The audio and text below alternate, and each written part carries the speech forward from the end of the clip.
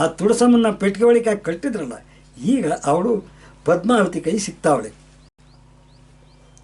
ಗಂಗಮ್ಮ ತಾಯಿಯು ತಾನೇ ತೊಟ್ಟಿಲಾಗಿ ತಾಯಿ ಮಗವಲ್ಲೋ ರಕ್ಷಿಸುತ್ತಿರಲು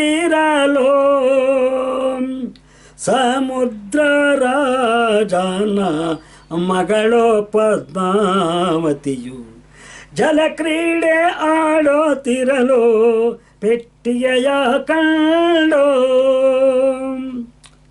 ಆನಂದದಿಂದಲಿ ಪೆಟ್ಟಿಗೆಯ ಹಿಡಿದು ಬೀಗವ ತೆಗೆಯಲು ಬಾರದೆ ಇರಲು ಇದ ಕಂಡು ಬೇಚಿದ ಪದ್ಮಾವತಿಯು ತಾನು ಅಂತಃಪುರ ಕದನು ಕೊಂಡೊಯ್ದಳಾಗ. ಬೀಗ ಬರಲಿಲ್ವಲ್ಲ, ಇದೇನು ಅಂತೇಳಿ ತನ್ನ ಅಂತಃಪುರಕ್ಕೆ ತಗೊಂಡೋಗ್ತಾಳೆ. ರಾತ್ರಿ ಕಳೆಯುತ್ತಿರಲು ನಿದ್ರೆ ಬಾರದೇ ಇರಲು. ಪಾಪ ಪೆಟ್ಟಿಗೆ ಒಳಗೆ ಏನಾಯಿತು ನೋಡ್ಬೇಕು ಅನ್ನೋ ಕಾತರ ಇತ್ತು, ಅದಕ್ಕೆ ಅವಳು ನಿದ್ದೆನೇ ಬರಲವರು. ಪೆಟ್ಟಿಗೆಯ ಬಳಿ ಹೋಗಿ ಮತ್ತೆ ನೋಡಲು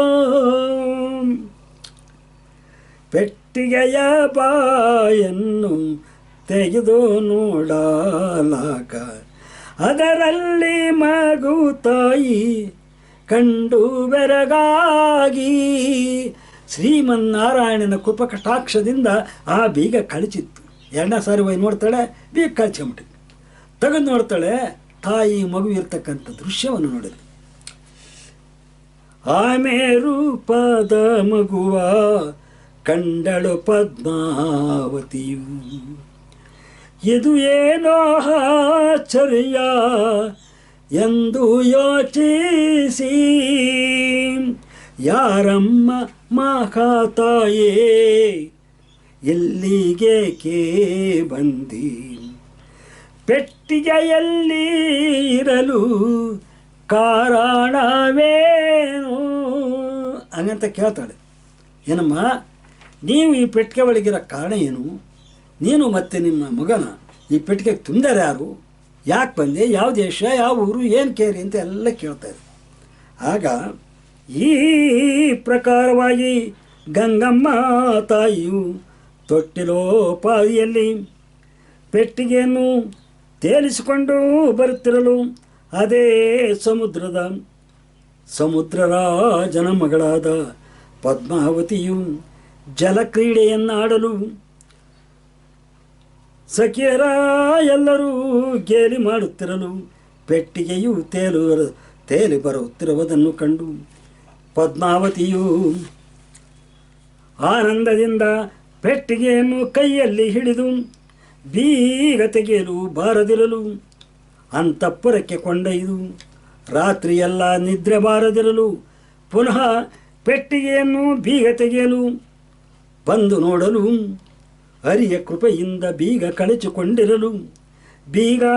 ಕಳಚಿಕೊಂಡಿರುವುದನ್ನು ಕಂಡ ಪದ್ಮಾವತಿಯು ಆಶ್ಚರ್ಯದಿಂದ ಪೆಟ್ಟಿಗೆಯನ್ನು ತೀಯಲು ಅದರೊಳಗಿಂದ ಆಮೆ ರೂಪದ ಮಗು ಮತ್ತು ತಾಯಿಯನ್ನು ಕಂಡು ಬೆಚ್ಚಿ ಯಾರಮ್ಮ ಮಹಾತಾಯೇ ಪೆಟ್ಟಿಗೆಯಲ್ಲಿರಲು ಕಾರಣವೇನೆಂದು ಕೇಳಲು ಅನಾಥೆಯಾದ ತುಳಸಮ್ಮ ಮರ್ಮ ಕೊಡದೆ ಮಹಾರಾಜನ ಹೆಂಡತಿ ನಾನು ದೇವಕೇರಿ ಪಟ್ಟಣದ ರಾಣಿ ಅಂತ ಹೇಳಿದರೆ ಮುಜುಗರ ಆಗುತ್ತೆ, ಇವರಿಗೆ ನನ್ನ ಮರ್ಮ ಕೊಡೋದು ಬೇಡ ಅಂತ ಹೇಳಿ ಮರ್ಮದಲ್ಲಿ ಮಡಗಿ ಏನೆಂದು ಪೇಳುತ್ತಿದ್ದಾಳದೆಂತೇನೆ.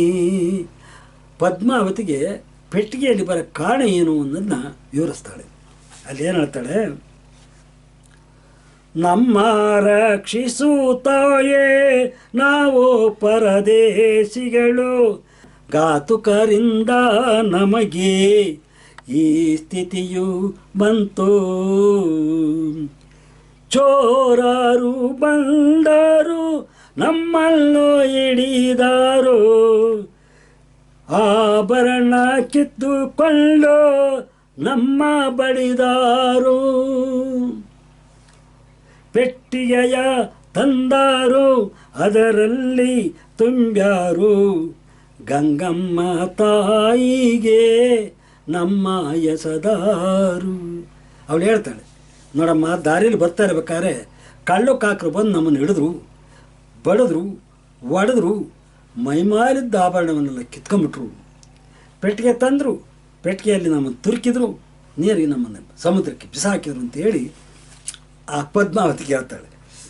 ತಂದೆ ತಂದೆ ತಾಯಿಗಳು ನೀವೇ, ಬಂಧು ಬಳಗವು ನೀವೇ ಎಂದು ಕಣ್ಣೀರ ಸುರಿಸಿ ನುಡಿದಾಳು ರಾಣಿ. ಎಣ್ಣ ಕಣ್ಣೀರ ನೋಡಿ ದಂಗೋ ಬಡಿದವಳಾಗಿ ತಟ್ಟನೆ ನುಡಿದಾಳು ಪದ್ಮಾವತಿಯಾಗ. ನಿಮ್ಮ ರಕ್ಷಿಸುವ ಭಾರ ನಮ್ಮದೆಂದಾಳು, ಉಪಚಾರವನ್ನು ಮಾಡಿ ಸಂತೈಸಿದಳಾಗ. ಅವ್ರಿಗೆ ಊಟ ಉಪಚಾರ ಸ್ನಾನ ಸಂಧ್ಯಾ ವಂದನೆಗಳನ್ನು ಮಾಡಿಸಿ ಉಪಚಾರ ಮಾಡಿ, ನಿಮ್ಮ ರಕ್ಷಣೆ ಮಾಡುವ ಭಾರ ನಮ್ಮದು ತಾಯಿ, ನೀನು ಹೆದರಬೇಡ ಅಂತ ಹೇಳಿ ಮನ ಮರಗಿದೊಳಗೆ ಹೇಳ್ತಾಳೆ.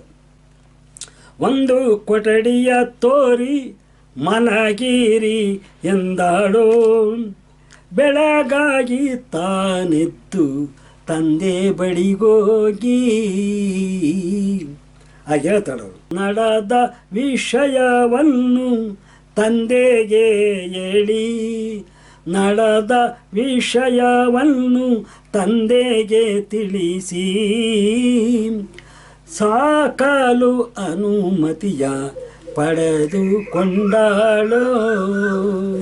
ಏನೇ ಆಗಲಿ ಮಹಾರಾಜನ ಗಮನಕ್ಕೆ ತರಬೇಕಲ್ವ, ಅದಕ್ಕೆ ಮಾಡಿದ್ಲು ಪದ್ಮಾವತಿ. ಈ ಥರ ನಾನು ಜಲಕ್ರೀಡೆ ಆಡ್ತಾ ಇರಬೇಕಾದ್ರೆ ಪೆಟ್ಟಿಗೆ ಬಂತು, ಆ ಪೆಟ್ಟಿಗೆ ಬಾಯಿ ತೆಗೆದು ನೋಡಿದಾಗ ಮಗು ತಾಯಿ ಸಿಕ್ಕಿದ್ರು, ಅವ್ರು ಅನಾಥರಂಗೆ ಕಂಡವ್ರೆ, ಅದರಿಂದ ಅವ್ರನ್ನ ಸಾಕಕ್ಕೆ ನನಗೆ ಅನುಮತಿ ಕೊಡು ತಂದೆ ಅಂತೇಳಿ ಆ ರಾಜನಿಗೆ ವಿಘ್ನಿಸ್ಕೊಂಡ್ರು. ಅದರಂತೆ ಮಹಾರಾಜ ಮಗಳ ಮಾತಿಗೆ ಒಪ್ಪಿಗೆ ಕೊಟ್ಟ, ಸಾಕ್ತ ಅವರು. ಈ ಪ್ರಕಾರವಾಗಿ ತುಳಸಮ್ಮನು ತಾಯಿ ನಾವು ಪರದೇಶಿಗಳು ಘಾತುಕರ ಕೈಗೆ ಸಿಕ್ಕಲು ನಮ್ಮನ್ನು ಹಿಡಿದು ಬಡಿದು ಆಭರಣಗಳನ್ನು ಕಿತ್ತುಕೊಂಡು ಪೆಟ್ಟಿಗೆಯಲ್ಲಿ ತಂದು ಅದರಲ್ಲಿ ನಮ್ಮನ್ನು ತುಂಬಿ ಗಂಗಮ್ಮ ತಾಯಿಗೆ ಎಸೆದರು. ಈಗ ನೀವೇ ನಮಗೆ ತಂದೆ ತಾಯಿಗಳೆಂದು ನಮ್ಮನ್ನು ರಕ್ಷಿಸಬೇಕೆಂದು ಕಣ್ಣೀರಿಡುತ್ತಾ ಕೇಳಿಕೊಳ್ಳಲು ಮನನೊಂದ ಪದ್ಮಾವತಿಯು ಅಭಯವನ್ನು ಕೊಟ್ಟು ತಂದೆಗೆ ವಿಷಯವನ್ನು ತಿಳಿಸಿ ಅನುಮತಿ ಪಡೆದು ಪೋಷಿಸುತ್ತಿರಲು, ಇತ್ತ ಶ್ರೀಹರಿಯು ಭಕ್ತಳ ಮೇಲೆ ಕರುಣೆ ಮೂಡಿ ಸಮುದ್ರರಾಜನ ಪಟ್ಟಣಕ್ಕೆ ಕೊರವಂಜಿಯ ವೇಷವಂ ತಾಳಿ ಬರುತ್ತಿದ್ದಾರದಂತೆಯೇ. ಈ ತುಳಸಮ್ಮನ ಸ್ಥಿತಿಯನ್ನು ಕಂಡ ಶ್ರೀಕೃಷ್ಣ ಪರಮಾತ್ಮನಿಗೆ ಮನಮರಗಿ ಕೊರವಂಜಿ ವೇಷ ತಾಳ್ಕೊಂಡು ಪದ್ಮಾವತಿ ನಗರಕ್ಕೆ ಬರ್ತಾವಳೆ. ಸಮುದ್ರರಾಜನ ಪಟ್ಟಣ ಇತ್ತಲ್ಲ, ಆ ಪಟ್ಟಣಕ್ಕೆ ಬಂದು ತನ್ನ ತುಳಸಮ್ಮನಿಗೆ ಧೈರ್ಯ ಹೇಳಬೇಕು, ಪದ್ಮಾವತಿಗೆ ಧೈರ್ಯ ತುಂಬಬೇಕು ಅಂತೇಳಿ ಮಾಯಾವೇಷದಲ್ಲಿ ಬಂದಾಳೆ. ಕೊರವಂಜಿ ವೇಷವಂತಾಳೆ. ಅಲ್ಲಿ ಹೇಳ್ತಾನೆ, ಪಟ್ಟೆ ಸೀರೆಯ ನುಟ್ಟು ಕೊಡಲ ಕೈಯಲ್ಲಿ ಹಿಡಿದು ಕುಣಿಯನ್ನು ಹೇಳುವೆ ಕೇಳಿ ಎಂದು ಬಂದಳೋ, ಕೊರವಂಜಿ ವೇಷವ ತಾಳಿ ಓಡಿ ಬಂದಳು.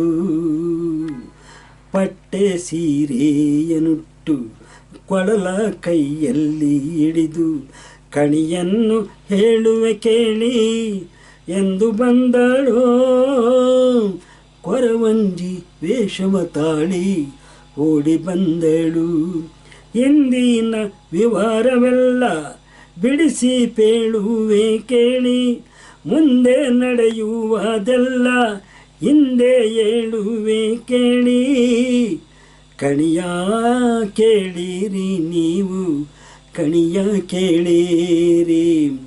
ಪಟ್ಟೆ ಸೀರೆಯ ನುಟ್ಟು ಕೊಳಲ ಕೈಯಲ್ಲಿ ಹಿಡಿದು ಕಣಿಯನ್ನು ಹೇಳುವೆ ಕೇಳಿ ಎಂದು ಬಂದಾಳೋ. ಕೊರವಂಜಿ ವೇಷವ ತಾಳಿ ಓಡಿ ಬಂದಳು.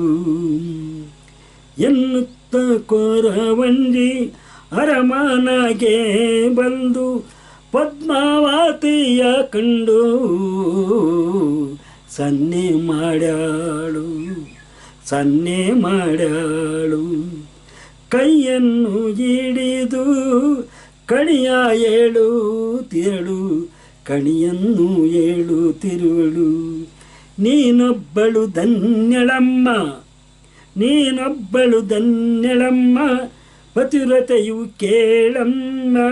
ನಿನ್ನಯ ಪತಿಯೊಬ್ಬ ಇಲ್ಲೇ ಇರುವ ನಮ್ಮ ಎಲ್ಲೇ ಇರುವ ನಮ್ಮ. ಆ ಪದ್ಮಾವತಿಗೆ ನೀನು ಮಹಾಪತಿವ್ರತೆ, ನೀನು ಪುಣ್ಯವಂತೆ, ಅದೃಷ್ಟವಂತೆ, ನಿನ್ನ ಮದುವೆ ಆಗತಕ್ಕಂಥ ಗಂಡ ನಿನ್ನ ಕೈಯೆಲ್ಲ ಇದ್ದಾನೆ ಅಂತ ಕಣಿ ಹೇಳ್ತಾವಳೆ. ಯಾರು? ಕೊರವಂಜಿ ವೇಷದಾಗಿರ್ತಕ್ಕಂಥ.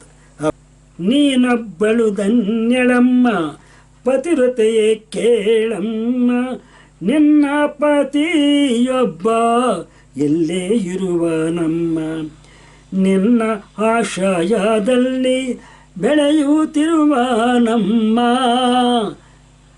ಪಟ್ಟೆ ಸೀರೆಯ ನುಟ್ಟು ಕೊಳಲ ಕೈಯಲ್ಲಿ ಹಿಡಿದು ಕಣಿಯ ಹೇಳುವೆ ಕೇಳಿ ಎಂದು ಕಣಿಯ ಹೇಳುವೆ ಕೇಳಿ ಎಂದು ಬಂದಳು. ಕೊರವಂಜಿ ವೇಷವ ತಾಳಿ ಓಡಿ ಬಂದಳು. ಆಮೆ ರೂಪದಲ್ಲಿರುವ ನಿನ್ನಯ ಪತಿ ವರಿಸುವ ನಮ್ಮ. ಆಮೆ ರೂಪದಲ್ಲಿರುವ ನಿನ್ನ ವರಿಸುವ ನಮ್ಮ. ದೇವಗಿರಿಗೆ ನೀನು ರಾಣಿಯಮ್ಮ. ಇದು ಸತ್ಯವೆಂದು ನೀನು ತಿಳಿಯಮ್ಮ. ಇದು ಸತ್ಯವೆಂದು ನೀನು ತಿಳಿಯಮ್ಮ. ಕೊರವಂಜಿ ಹೇಳ್ತಾ ಇದ್ದಾಳೆ.